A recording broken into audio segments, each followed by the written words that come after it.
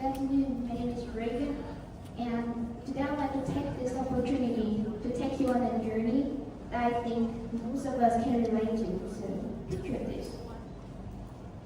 You're in the middle of studying or working, and you decide to check Instagram for, let's say, 5 minutes. Next thing you know, an hour has gone by, and instead of feeling motivated, you're left staring at photos of tropical vacation, fancy dinner, and other people's seemingly perfect life. And just like that, you only start to feel less excited, less successful. Sound familiar? You're not alone. Social media can be an amazing way to connect, but it also has a way of dragging us down. And here's the reality. Even celebrities like Tom Holland, Selena Gomez, Billie Eilish have stepped away from social media for their mental health. So if people with millions of followers and public persona, feel the need to unplug, it raises an important question for all of us. Should we be doing the same? So let's look at the numbers. The average person spends over 2 hours a day on social media. That's around 30 days a year. So basically a whole month just scrolling. Now imagine what we can do with that time. Learn something new, pick up a hobby, or simply just chill. Wouldn't that feel more meaningful? Now social media is a total double-edged sword. It's incredible for staying connected. Whether we're catching up with old friends, sharing new ideas, or learning about different cultures, it opens up so many doors.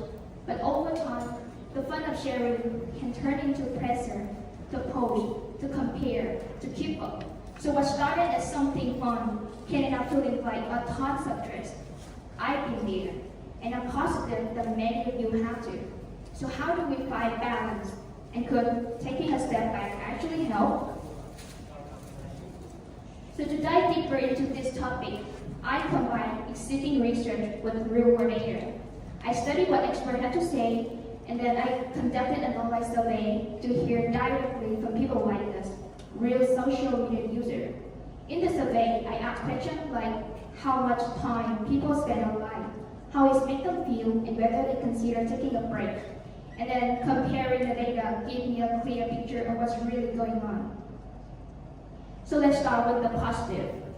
Social media can foster a sense of belonging and community, especially for young people and marginalized groups like racial, ethnic, and LGBTQ+ communities. In fact, studies showed that 58% feel more accepted, 67% feel supported during tough times, 71% can express their creativity, and 80% feel connected to friends thanks to social media. So clearly, social media can be a space for community and support. But here's the catch. Jen and Lee found that too much Facebook use can lead to communication overload, lower self-esteem, causing psychological distress. Another study in Howie and Samaha linked social media addiction to lower self-esteem and less emotional stability. Then the comparison. Sherlock and Webster discovered that Instagram, in particular, can drive anxiety, depression, and dissatisfaction with your own life due to constant social comparison. Yet, there's hope. Modern travel study demonstrated that taking just a week off from Facebook improves life satisfaction. You don't need to quit cold turkey. Just taking a short break can make a big difference. So let me share my hypothesis. Taking regular breaks from social media can genuinely improve mental health, lower anxiety, and help us reconnect with what really matters. So, some of you may be thinking, but what if I need social media for work, or what if I miss something important? Well, here are the things. Taking a break doesn't mean cutting it out of your life completely. It's about taking control, deciding when and how you use it, and make it work for you rather than against you. So to understand this better, I conducted a survey, and here's what I found.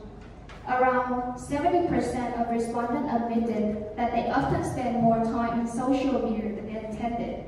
So this shows that how easy it is to fall into the endless circle of scrolling. But what's the cost? Well, often it's time that could have gone into self-care, relaxation, or doing something that really refreshes you. Then I asked what bothers people the most on social media, and the majority pointed to comparison. So seeing those perfectly curated posts like big achievement or dream vacation can leave us feeling like we're falling short. And the second big issue was the pressure to post. Now social media start to feel less fun and more like a chore. So no wonder it can distract us from feeling happy and even connect to who we really are. But interestingly, around 65% of respondents, they consider taking a break from social media for the mental health. That's huge. It means that many of us already see the dark side and are open to make some change. So how do we make it happen? First, let's start with awareness. Let's start small, like a poster campaign reminding people to unplug. So just seeing a gentle reminder can help people reducing stress and also refocus. Now, if you are feeling inspired to take things a step further, let me introduce the 4-week Digital Detox Challenge. Now, it's a small, easy to follow plan designed to help you find balance without feeling overwhelmed. So, for example, on the first week on Wednesday, no Facebook until noon. On Tuesday, no social media update. So these little steps add up, and Aristotle said, we are what we repeated to do, excellent then is not an act, but a habit. So what is meant here in the context of social media is that if we take small, intentional changes like taking break or unplugging regularly, this action can build a healthier routine, and the habit can lead to a more balanced and fulfilling life, where social media is a tool, not a burden. So at the end of the day, it isn't about quitting social media, it's about finding balance, reconnecting with your friends, your life, and what really matters. Social media is powerful, but so are we. Let's take back some control, unplug when needed, and live a life that feels real and fulfilling. The choice is yours, so let's make it count. And thank you so much for listening.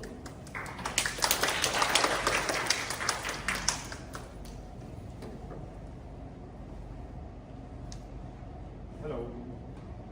Okay. In your 4-week challenge, I saw SMS there, which is a short message service. That's the messages you get on the phone, right? Interesting that it's in this challenge. So perhaps we categorize SMS as part of social media. So interesting question here is, well, sometimes SMS might be needed. Maybe somebody is here to pick you up and they just send you a message. It's not really like scrolling through any social media. So if we categorize it as some type of maybe social media, maybe yes, maybe no. Clearly there are different kinds of social media. There is social media, there is social media, right? That's what they say when they say there are different kinds, right? So in your opinion, which of the social media are less harmful and which are more?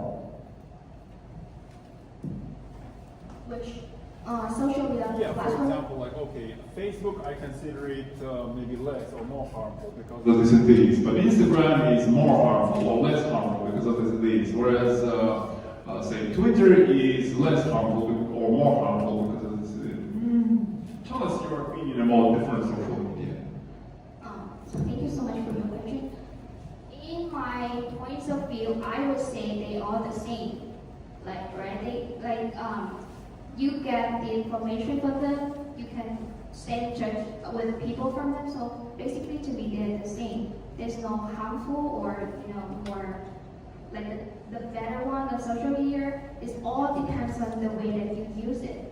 And for the challenge, I would say it's designed to help you find balance no matter what social media platform that you're using. It's about, I want to help you use social media like more intentionally in a way that it will support you rather than drain your well-being.